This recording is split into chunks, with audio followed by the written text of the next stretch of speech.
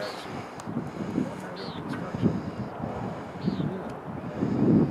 Okay, so what's the crew? Two flying with them? Yeah, there's a minimum of 2 pilot aircraft up front. Okay. And in construction, it's 3 pilots. 1 in the back, 2 up front.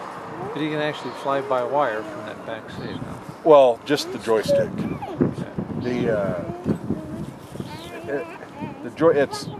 It's electric, but it controls the AFCS, which is the Automated Flight Control System. Okay.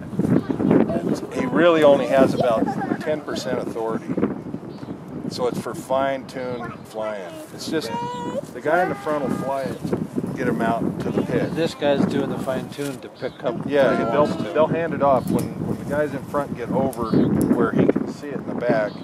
They hand it off to him, and then he takes over control. And it used to have tail rotor authority as well.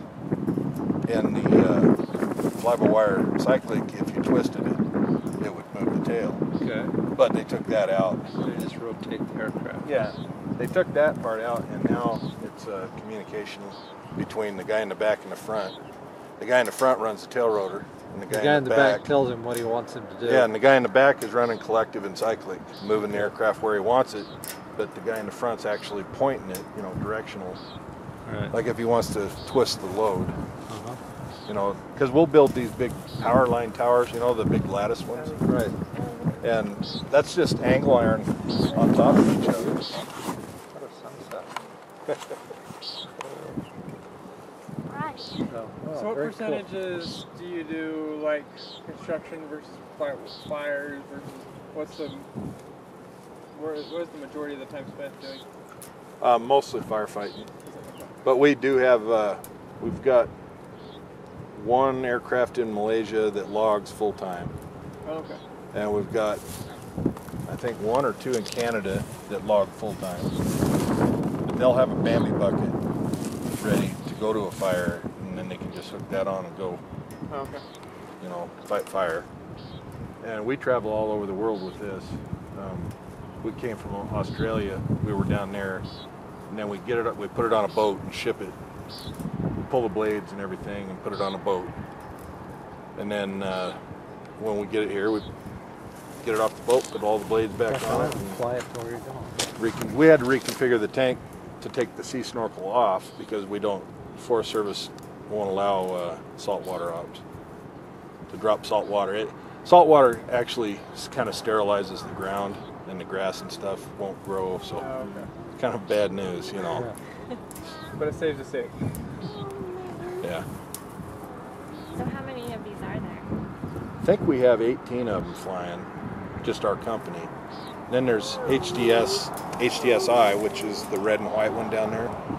We've got another Erickson one down there, and then HDSI has one as well.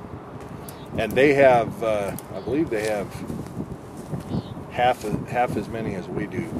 But we're the manufacturer of it, of the airframe. We own the type certificate to it. Bought it from Sikorsky. So they've actually changed the name from Sikorsky Sky Crane to a Erickson Air Crane. The only thing we don't have is the engines. Pratt & Whitney won't sell us the type certificate for it, so we gotta buy all our parts from them. Beholden to them to Yeah. keep around. Is that an engine specially designed for this aircraft, or is it used in other aircraft? It's used in, you know what a Saberliner is?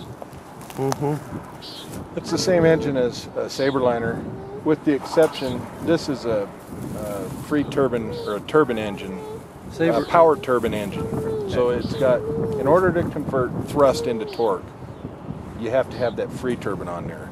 So you, at the end of the engine, the compressor section, where it's kind of where it turns into a salad bowl, is what we call it, where it kind of bells out like that. That section is the free turbine section.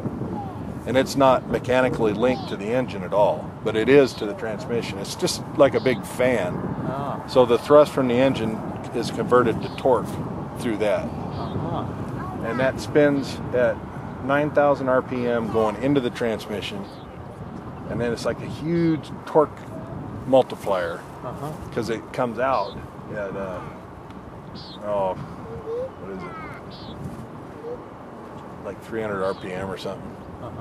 That's what it turns. That's not very fast. It is out here on the end of the blades. Yeah. Oh yeah. What's the velocity at the end of the blade? Just under the speed of sound. It's just barely subsonic. Yeah, well that's how most helicopters are designed. 600 mile an hour Well, or so.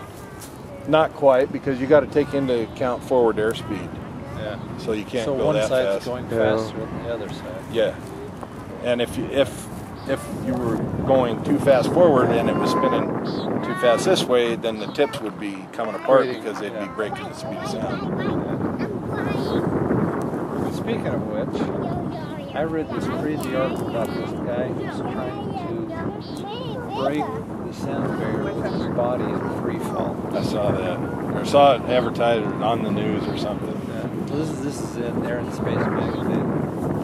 So he's going to jump from like 120,000 feet. Hey, more power to him. Have what? Like, oh god, like, I don't know how many minutes of free fall, but it's a long, long free fall. Yeah. The But hope is he will get supersonic. yeah, he'll have to be in a pressure suit and with oxygen, you know, because it's a long ways without oxygen falling, you know, free falling. Yep. Well, I better Are you get a back pilot on this? to work. No, I'm No. just a mechanic. Well, that'd be a good question. For every hour the pilot turns in, how many hours do the mechanics have to do? Well, for every hour of flight, it takes 2 hours of maintenance. So Okay. that's why there's 3 of us. Like they flew like 3 Now hours is that today. hours or man hours? Like you have 3 people, can they do it in an hour? No. Yeah, it takes, if it was just one mechanic, if they flew 8 hours, it would take One mechanic, 16 hours. 16 hours to do So if you the have 2 maintenance. mechanics, can they do it It's in 8 hours. 8 hours. 3 mechanics, it cuts down even more. When they fly late like this, I'm limited to hours. I can't work over 16 hours a day, and I'm at that limit every day. I see those guys are good headlights, so it's after dark a lot for you guys. Yeah. So If this there's, was flying today, right? yeah, Which fire? right there on that hill. Boulder Right one? there. Flagstaff fire. Flagstaff. I don't know what it's called, but They all run together for you. yeah.